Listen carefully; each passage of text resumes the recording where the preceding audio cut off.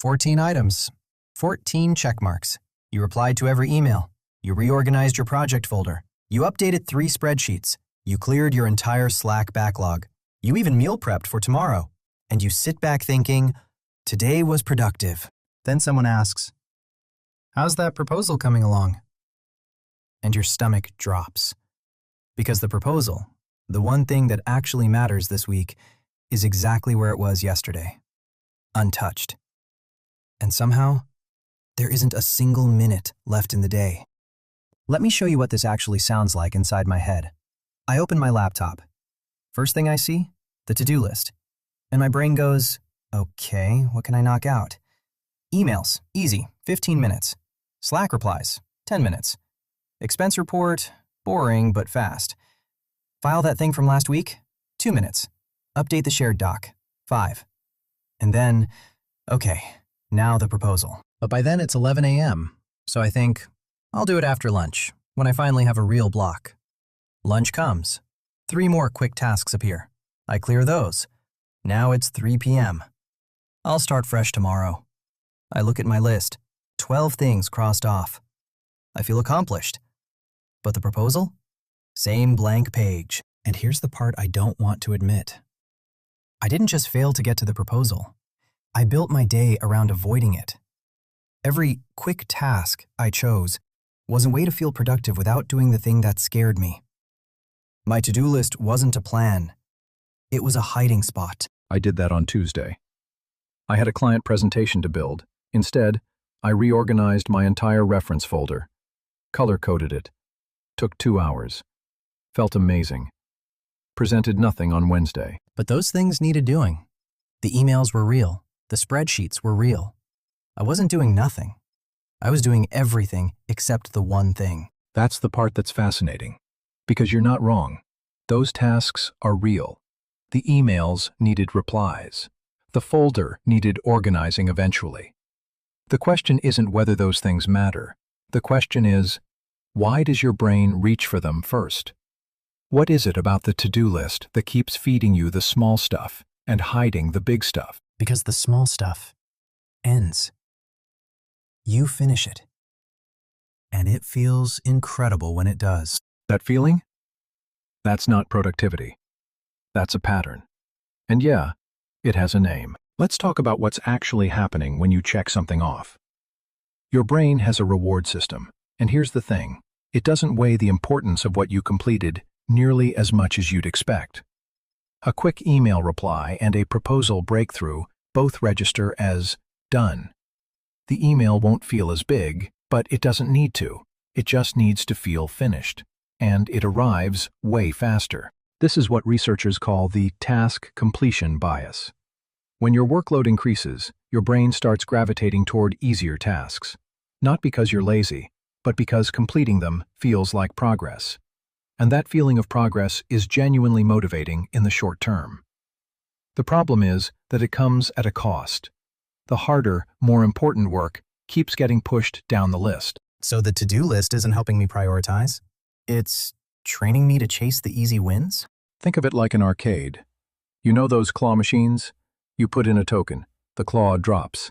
It grabs a tiny stuffed animal, and you get that little thrill. So you put in another token, and another. You're winning. Look at all these little prizes. But the thing you actually came to the arcade for, the experience you wanted, you never got to it, because the claw machine kept giving you just enough reward to keep you playing. So every time I check something off my to-do list, I'm basically pulling the claw? Every time you check off something easy. Because the easy completion arrives so much faster than the meaningful one, your brain keeps reaching for it. A checkbox is a checkbox is a checkbox. That's the Checkbox High. Your to-do list has become a reward delivery system, and you've accidentally optimized it for frequency, not impact. The gap between what you completed and what counted. Let's talk about why the list itself makes that gap wider. The to-do list isn't neutral.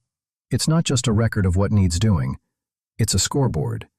And once something becomes a scoreboard, you start playing the game it measures. If your scoreboard counts checkmarks, you'll optimize for checkmarks. That's why I add things to the list after I've already done them, just so I can check them off. I did that yesterday. Made coffee. Checked. I'm not proud of it, but that impulse reveals something important. The list has become the goal, not the work behind the list. The feeling of crossing something off has replaced the feeling of moving forward, so the scoreboard creates the game. But here's what keeps you from walking away. When you have unchecked items on your list, your brain tends to keep them more mentally accessible than the things you've finished. Researchers noticed this nearly 100 years ago. We tend to remember and revisit unfinished tasks more than completed ones. It's not that your brain can't let go. It's that incomplete items tend to stay closer to the surface, creating a low-grade pull toward resolution. So you have two forces working together. Force 1. Completing tasks feels rewarding. The checkbox high pulls you in. Force 2. Incomplete tasks create discomfort. The Zeigarnik pull makes it hard to step away. One force rewards the game, the other penalizes leaving. Put them together, and your brain develops a very specific strategy. Seek the fastest path to closure. Not the most important path, the fastest one.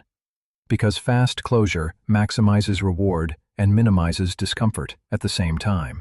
And the environment often doesn't help. A lot of workplaces still measure visible output.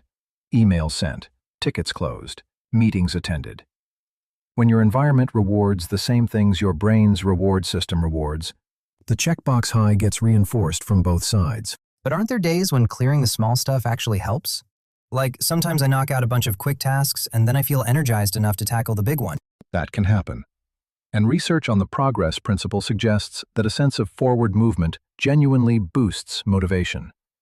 But the key word is meaningful forward movement. Progress on work that matters to you. The risk is when the completion feeling substitutes for the meaning. A few quick tasks can build momentum toward the important work. But if the quick tasks become the whole day, you're getting the progress feeling without the progress. The claw machine doesn't have a closing time. There's always one more easy grab. Once you see the checkbox high, you start seeing it everywhere. Wait, inbox 0. That's this, isn't it? I spend my morning getting to 0 unread emails. It feels incredible, like I conquered the day. But I haven't created anything. I just responded to everyone else's agenda. My inbox is someone else's to-do list for me, and clearing it gave me the checkbox high on their priorities, not mine. Oh no, the learning version. I watched 3 tutorial videos last week, took organized notes, highlighted key passages, felt like I studied for hours. But I haven't practiced a single thing. My learning plan is full of check marks. My actual skill is exactly where it was. That's the familiarity mirage, a pattern we've looked at before. Different name, but the same checkbox engine underneath. The completion signal doesn't care whether you learned anything. It just cares that you finished the video. The gym version. I log my workout in the app before I finish the last set, because logging it feels like a completion. Sometimes the logging feels better than the actual exercise. Same mechanism, different machine. The checkbox high doesn't care what you're checking. It just wants the check. Here's what I want you to start noticing. The checkbox high might show up differently for different people, but many notice something like this. When you're in list clearing mode, there's a buzzy energy, quick breaths, hands moving fast, a pleasant tightness that feels like momentum. You might notice a slight forward lean, your body physically chasing the next checkmark. That's real. When I'm knocking things off my list, I feel wired, almost caffeinated, like I'm in a flow state. But compare that to what it feels like when you sit down with the important work, the proposal, the creative project, the thing with no checkmark waiting at the end. What happens in your body? Everything slows down. There's a resistance, like the energy drains out. My shoulders get heavy. I suddenly want to check something, anything. That contrast is your early detection system. The buzzy, wired feeling? That might be the checkbox high running. The heaviness when you face the important work? That's not laziness. Your body has gotten so used to the claw machine's quick prizes that sitting with something slower and harder can feel disorienting. Not because you're going through withdrawal, but because the contrast is stark. If you can learn to recognize that contrast, the buzz of checking versus the quiet weight of creating, you can catch the pattern before it runs your entire day. Okay, but I don't think my gap is that bad. Like, some of those things I checked off were important. Maybe 2 or 3 of them would count if someone asked, but my chest just tightened when I said that. Because I'm already scanning the list for the ones that count, and I can feel that most of them don't. The body doesn't rationalize. It just tells you what's still open. So I'm not lazy. I'm not disorganized. I'm not even procrastinating in the normal sense. I'm high. I'm high on checkboxes, and the to-do list is the dealer. You're running the checkbox high.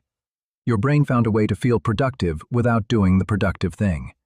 And the cruelest part? It works. You genuinely feel like you had a great day.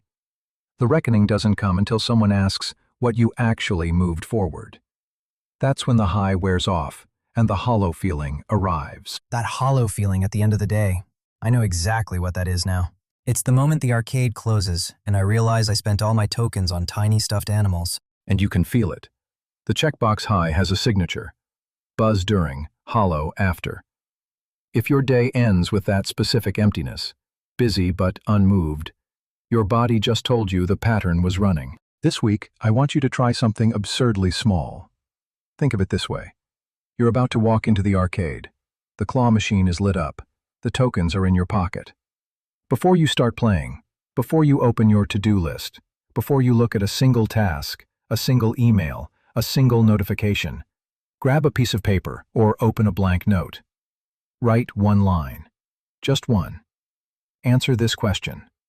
If this was the only thing I did today, would today feel like it counted? One line, before the arcade opens. One line. That's your anchor. It's the thing that reminds you what you actually came here for. Not to grab tiny prizes. To do the thing behind the window. Then open your list. Do whatever you need to do, but that one line sits at the top. Visible. Not as task number 15, as the thing the check marks exist to protect, not replace. I call it the one-line anchor. You're not unplugging the claw machine. It'll still be there. You're just keeping one token in your pocket for the thing that counts. Here's the challenge for this week. Tomorrow morning, before your to-do list, write one anchor line. Then do 5 minutes on it. That's it. Don't reorganize your entire system. Don't download a new app. Just one line, 5 minutes, before the list. And notice 2 things. 1, what does the checkbox high feel like in your body when it's running? And 2, what does the end of your day feel like when the anchor line got done first? Tell us in the comments, what was your anchor line? And did you feel the difference between the buzz and the weight? Because once you can feel that contrast, the checkbox high loses its grip. Not because you stop checking boxes, but because you stop mistaking the check marks for the work.